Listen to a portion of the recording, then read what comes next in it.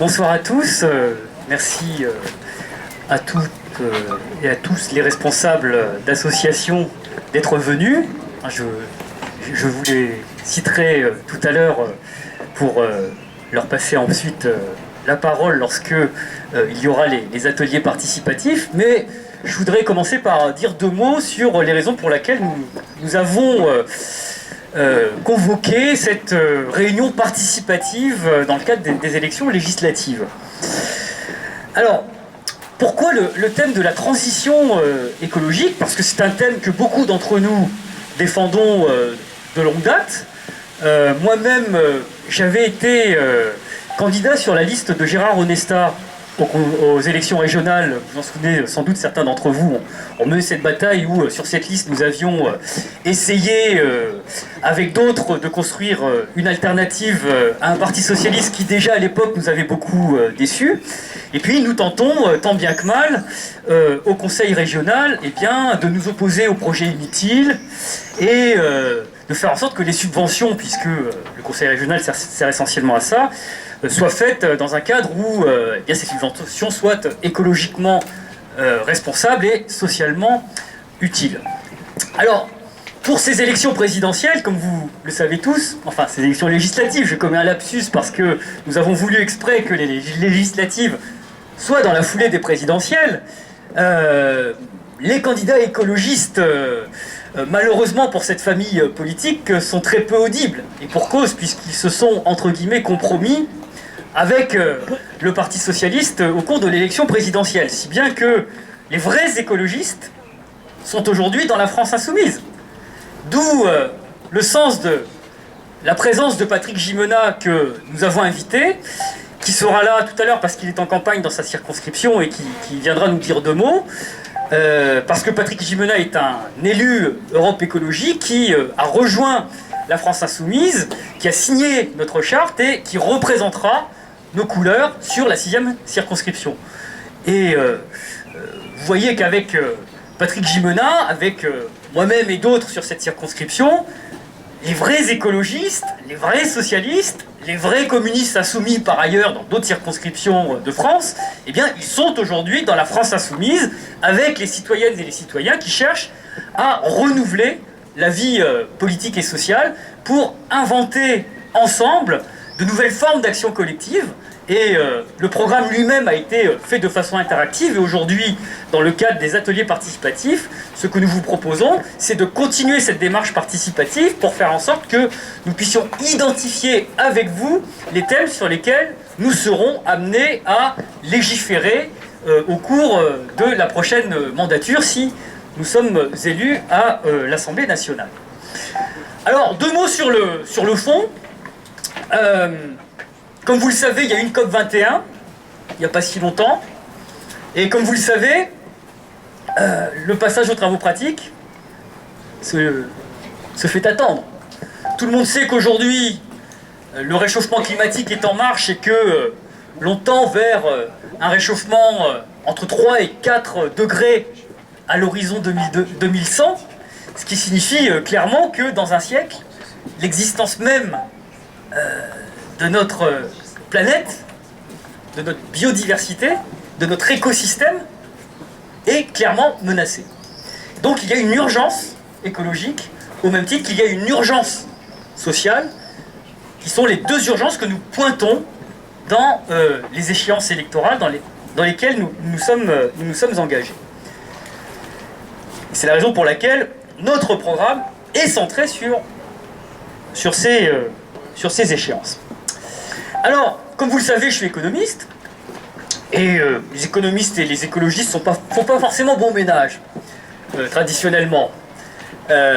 Notre programme, on l'a qualifié, sur le plan économique, de keynésianisme social et écologique, ce qui signifie clairement que nous rompons avec la façon dont on a pu concevoir les modèles de développement antérieurement. Vous saviez que les keynésiens traditionnels étaient favorables à la croissance pour la croissance et que Keynes lui-même disait que pour atteindre le plein emploi, il suffisait de payer des gens à creuser des trous pour enterrer les bouteilles, et ensuite à déterrer le trou pour enlever les bouteilles.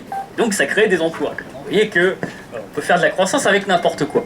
Donc notre projet, même s'il est d'inspiration keynésienne parce que nous sommes pour la relance de l'économie, eh bien il n'est pas productiviste, il n'est pas keynésien au sens traditionnel du terme.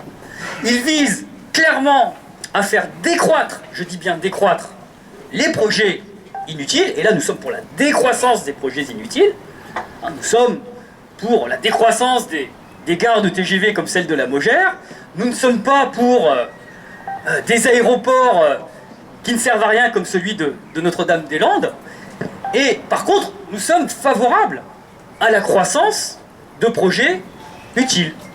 Les projets utiles, c'est quoi aujourd'hui? C'est la sortie du nucléaire, c'est le 100% renouvelable que nous avons chiffré dans notre programme de relance, puisque nous avons choisi d'y consacrer 25 milliards à l'horizon de la mandature pour mettre en place la filière énergie renouvelable qui doit nous situer sur une trajectoire de 100% renouvelable en 2050. Les projets utiles, c'est aussi les 20 milliards que nous avons prévus pour les travaux d'isolation thermique et les 5 milliards que nous avons budgétés dans notre programme pour la mise en place du ferroutage. Donc faire croître ces projets utiles et faire décroître les projets inutiles dans le cadre de ce que nous appelons, comme vous le savez, la planification écologique. Alors pourquoi le terme de planification? Il est utilisé à dessein, non pas parce que nous sommes des nostalgiques de la planification telle qu'elle se faisait de l'autre côté du mur. C'est pas notre dada, vous l'aurez deviné. Bon, non, tout simplement parce que la planification a plusieurs versions et que la version à la française qui a été utilisée pendant les fameuses 30 Glorieuses a été particulièrement efficace, au point de mettre en place la filière que nous combattons aujourd'hui, qui est la filière nucléaire. Ils ont, grâce à la planification, mis en place la filière nucléaire. Nous proposons, grâce à la planification, de sortir du nucléaire et de planifier la mise en place des énergies renouvelables. Et le terme de planification est utilisé parce que nous refusons ce que nous appelons l'approche punitive de l'économie, qui est celle défendue par les libéraux. Que disent les libéraux au fond? Ils disent que les individus sont rationnels. Bon, ils sont tous des calculateurs, calculent les coûts et les avantages de chaque acte. Donc il suffit de mettre des taxes, une taxe carbone par-ci, une taxe sur le diesel par-là, une taxe sur autre chose dans un autre endroit, pour que les gens modifient spontanément leur comportement. Ça marche plus, ça y est, ça marche plus. Ça y est, on est sorti du nucléaire, il n'y a plus d'électricité.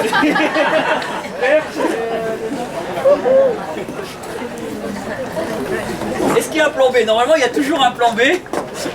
Dans la France insoumise, il y a toujours un plan B.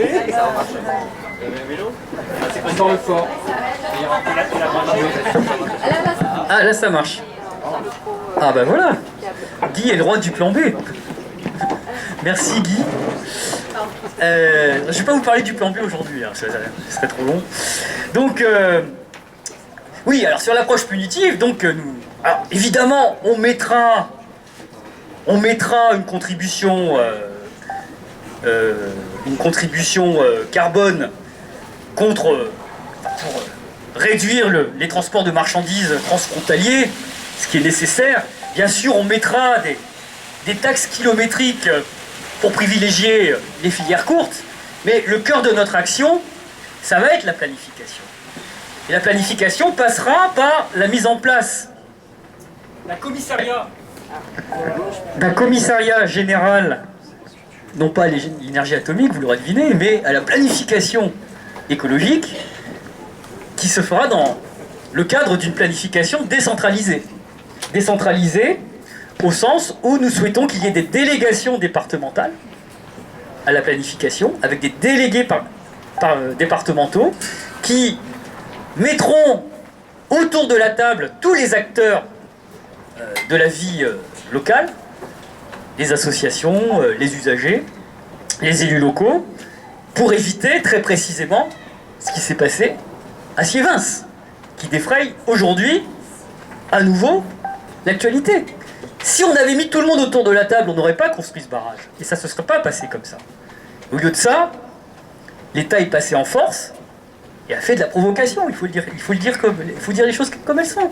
Pourquoi encadrer par un cordon de policiers et de gendarmes mobiles un site qui ne présentait aucun danger, si ce n'est pour faire de la provocation?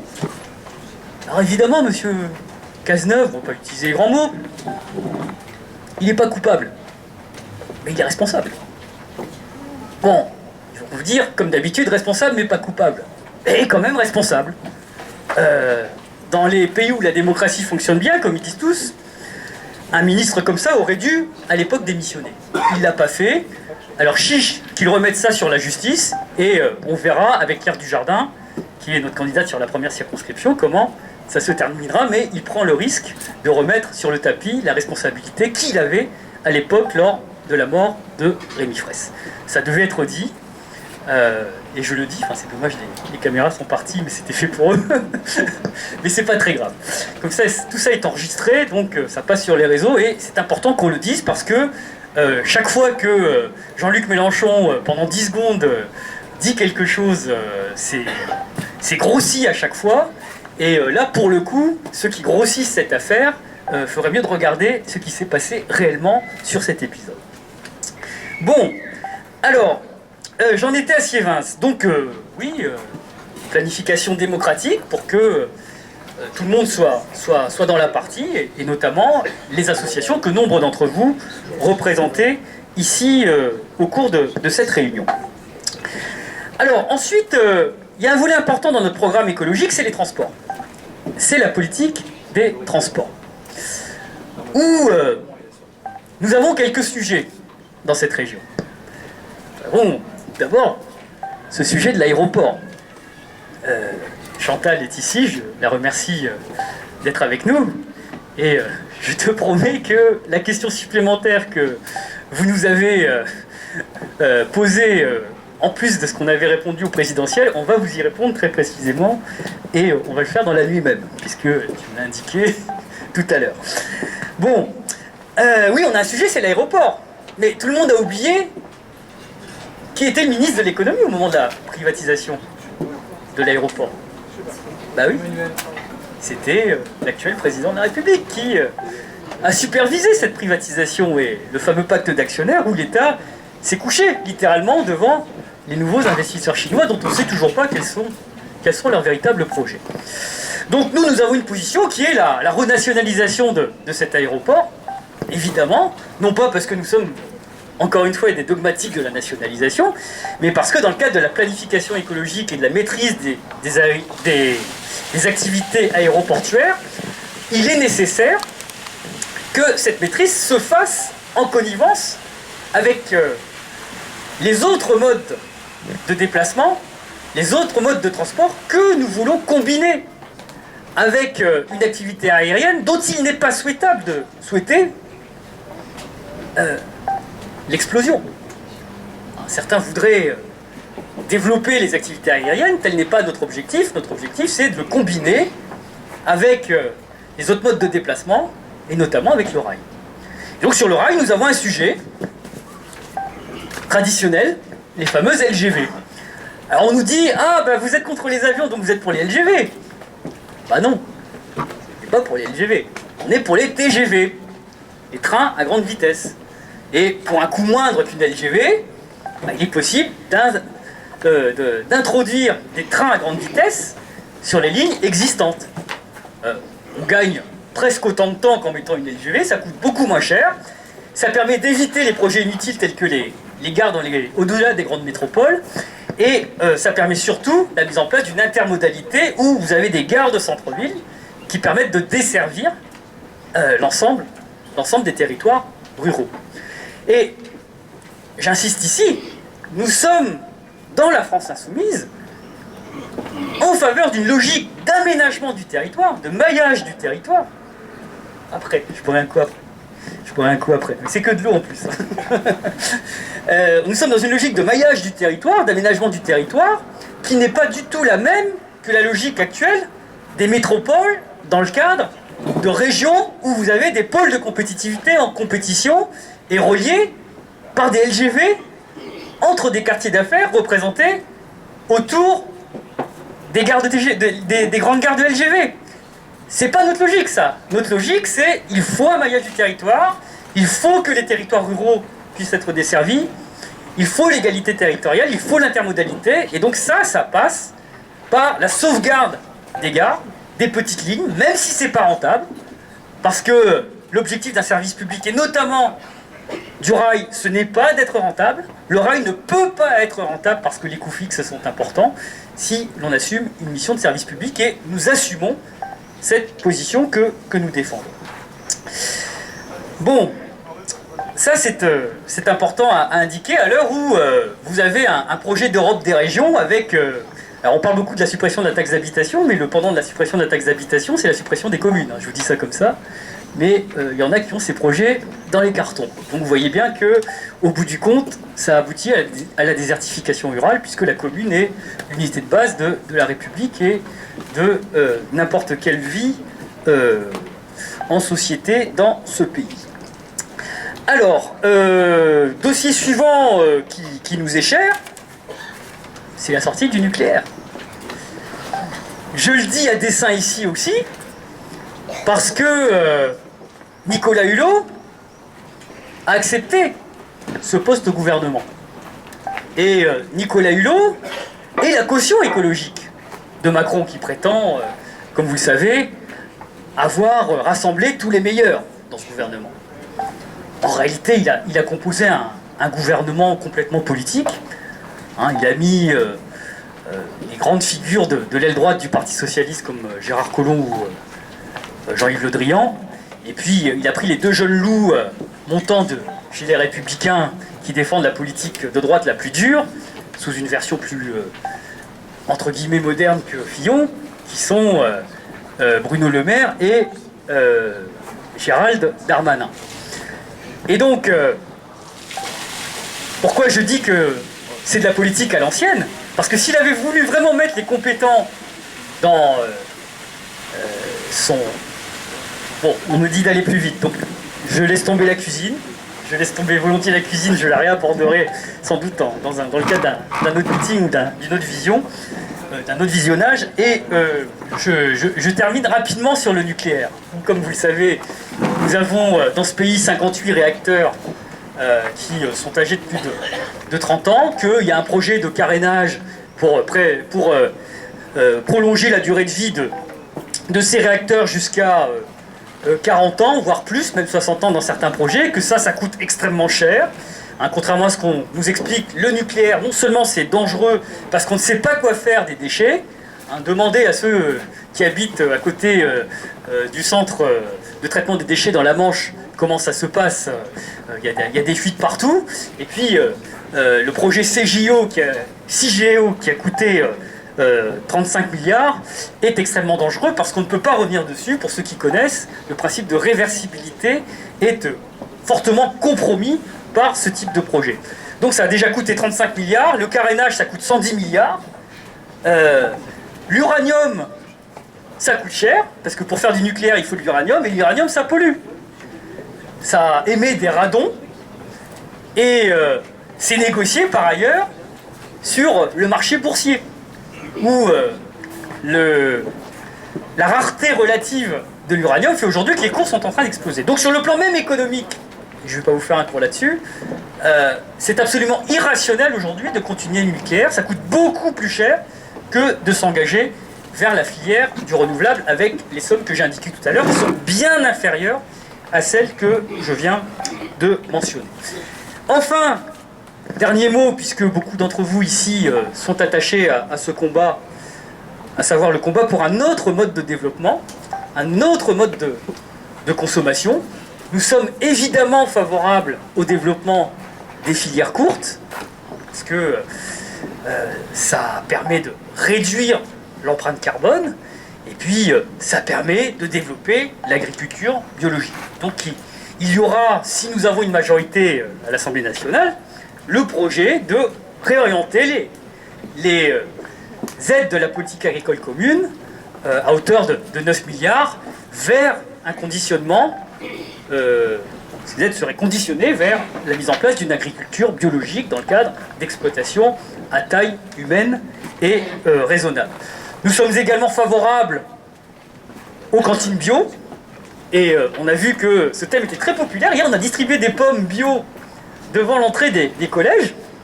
Ça a très bien marché quand on a expliqué qu'on était pour que les enfants goûtent la différence entre une pomme bio et une pomme industrielle. Bon, ils ont tout de suite vu la différence et ils ont tout de suite été intéressés par le fait que dans notre programme, il y avait la gratuité des cantines et le développement des cantines bio, avec une réduction des protéines carnées dans les menus et dans le mode d'alimentation de la population, parce que nous sommes ici aussi respectueux de la biodiversité et nous entendons, avec d'autres, lutter contre la souffrance animale. Et je vous remercie, vous qui représentez L214, d'être là. Nos représentants étaient là à la manifestation de samedi, et c'est un combat que nous partageons également parce que nous pensons qu'il n'y a pas de différence de nature entre l'homme et les animaux. Il y a sans doute une différence de degré, mais pas de nature. Et là-dessus, le combat contre la souffrance animale est important si l'on veut respecter la biodiversité et réconcilier l'homme avec un grand H, disons l'être humain, avec la nature, ce qui est le but que nous nous fixons. Évidemment, les épisodes ferme des 1000 vaches, nous sommes contre, et nous nous battrons à cet effet. Alors, je vais repasser la parole à Galia pour qu'elle vous explique comment vont fonctionner les ateliers, mais je voudrais remercier d'ores et déjà les associations qui participent à cette réunion. Hein, j'espère oublier personne. Hein. J'ai noté qu'il y avait Robin Détois, je ne sais pas s'ils sont là. Il y a Robin Détois, oui. Il y a le collectif de Chantal contre les nuisances, que préside de main de maître Chantal Birmander contre les nuisances aériennes de l'aéroport de Toulouse. Et ses amis. J'ai vu nos amis cyclistes de Véloruption. Vélorussion, pardon. Véloruption, c'est Vélorussion. Vélorussion. Et aussi Deux Pieds de Roue. Le collectif pour la gratuité des transports est ici aussi. Là, je viens de parler du nucléaire. Nous avons Sortir du nucléaire qui est présent. Les Amis de la Terre. CCFD, Terre Solidaire, Oxfam, Enercop. Voilà l'arrêt du nucléaire aussi, oui, tu as raison. Et enfin, pour la sauvegarde de l'écosystème, la biodiversité et éradiquer la souffrance animale, j'ai cité déjà l'association L214. Il y a aussi la Ligue de protection des oiseaux, Consommer autrement, les AMAP, Nature et Progrès et Chouette Coopérative. J'espère n'avoir oublié personne. Donc je vais te passer la parole maintenant pour mettre en place les ateliers participatifs, et on terminera par un moment convivial, puisque le signal de la fin de la réunion, ça sera quand Galia lèvera le coude. Voilà.